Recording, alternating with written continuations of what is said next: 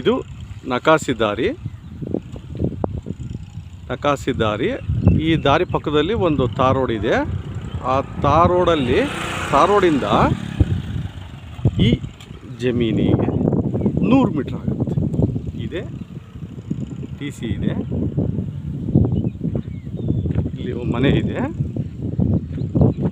ಒಳ್ಳೆ ತೋಟ ಇದೆ. ಇದು ಚಿತ್ರದುರ್ಗದಿಂದ ದಾವಣಗೆರೆ ರೋಡಲ್ಲಿ ಜಮೀನು ಬರುತ್ತೆ. ಒಂದು ಚಿತ್ರದುರ್ಗಕ್ಕೆ 9 ಕಿಲೋಮೀಟ್ರ್ ಆಗುತ್ತೆ. 12 ಆಗುತ್ತಾ? 12 ಕಿಲೋಮೀಟ್ರ್ ಆಗುತ್ತೆ ಚಿತ್ರದುರ್ಗದಿಂದ. 4.5 ಎಕರೆ ಅಡಿಕೆ ತೋಟ, ಇನ್ನು 2.5 ಎಕರೆ ಬೆದ್ಲಿದೆ ನೋಡಿರಿ. ತೆಂಗಿನ ಮರ ಮತ್ತು ಅಡಿಕೆ ಗಿಡ ಭಾಳ ಚೆನ್ನಾಗಿದೆ. ದಾವಣಗೆರೆ ರೋಡಲ್ಲಿ ಬರುತ್ತೆ. General property. ಸರ್ ಹೋಗೋಣ.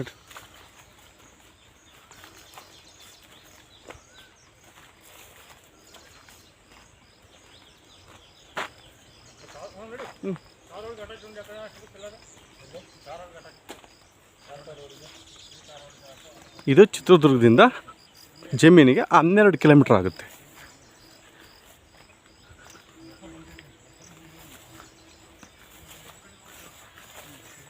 ನಾವು 12 ಕಿಲೋಮೀಟ್ರು ತಾರ್ ರೋಡಲ್ಲಿ ಬಂದರೆ, ದಾವಣಗೆರೆ ರೋಡಲ್ಲಿ ಚಿತ್ರದುರ್ಗದಿಂದ ಈ ಹೊಲಕ್ಕೆ ತಾರ್ ರೋಡಿಂದ ಕೇವಲ ಒಂದು 300 ಮೀಟ್ರ್ ಆಗುತ್ತೆ ಹೊಲಕ್ಕೆ.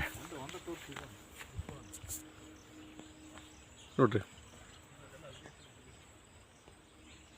ಇದು ಜನರಲ್ ಪ್ರಾಪರ್ಟಿ.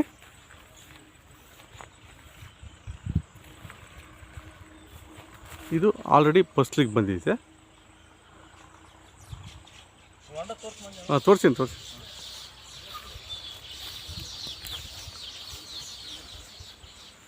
ಆಮೇಲೆ ತೆಂಗಿನ ಮರಗಳು,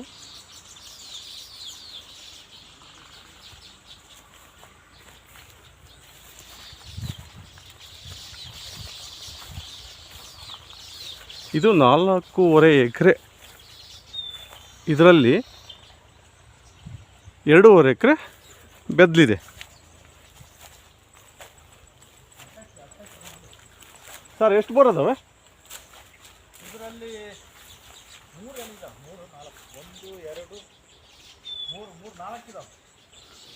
ಈ ಜಮೀನಲ್ಲಿ 4 ಬೋರ್ವೆಲ್ಗಳಿವೆ. ಒಳ್ಳೆ ನೀರು ಬರುತ್ತೆ.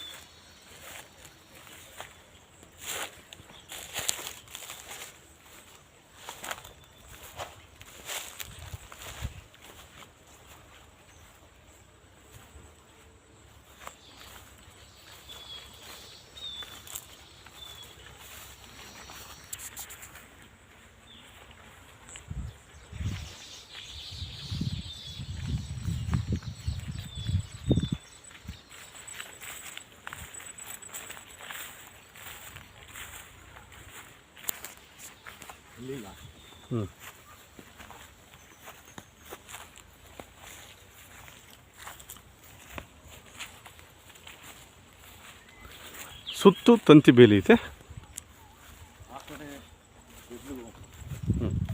ಈಗ 2.5 ಎಕರೆಗೆ ನಾವು ನಿಮಗೆ ಬೆದ್ಲು ತೋರಿಸ್ತೀನಿ. ಪ್ಯೂರ್ ಕೆಂಪು ಭೂಮಿ.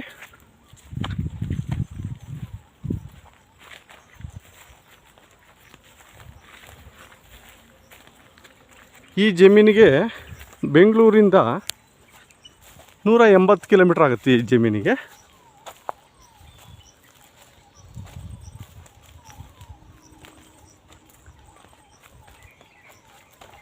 ಇದು ಟೋಟಲಾಗಿ 7.5 ಎಕರೆ, 4 ಬೋರು, 4.5 ಎಕರೆ ತೋಟ, 2.5 ಎಕರೆ ಬೆದ್ಲು.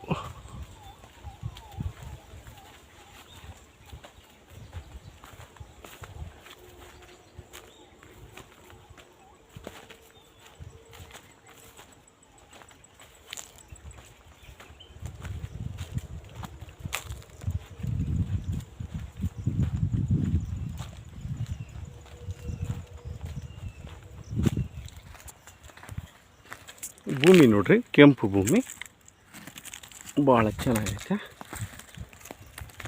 ಭಾಳ ಚೆನ್ನಾಗಿದೆ ಭೂಮಿ ಮಾತ್ರ.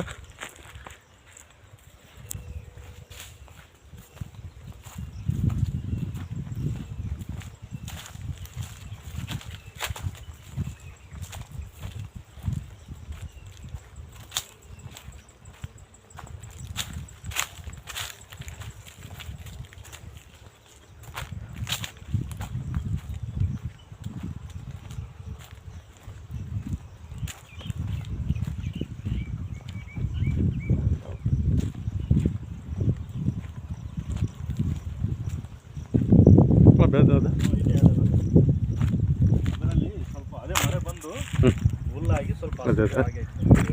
ಈ ಜಮೀನಿನ ಪಕ್ಕದ 2.5 ಎಕರೆ ಇದೇ ಭೂಮಿ.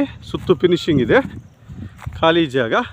ಈ ಹಸುಗಳು ಎಲ್ಲ ಮೇಯ್ತದವಲ್ಲ, ಈ ತೋಟಕ್ಕೆ ಪಕ್ಕದಲ್ಲಿ ಹೊಂದ್ಕೊಂಡೆ ಇವ್ರದ್ದೇನೆ ಜಮೀನು. 2.5 ಎಕರೆ ಖಾಲಿ ಜಾಗ.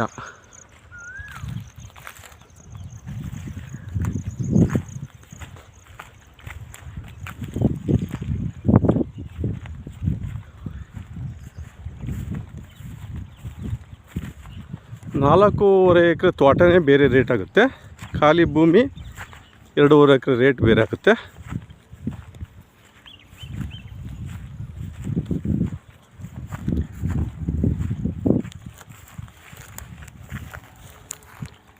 ಭೂಮಿ ಪ್ಯೂರ್ ಕೆಂಪು ಭೂಮಿ, ಭಾಳ ಚೆನ್ನಾಗಿದೆ ನೋಡ್ರಿ ಭೂಮಿ ಮಾತ್ರ.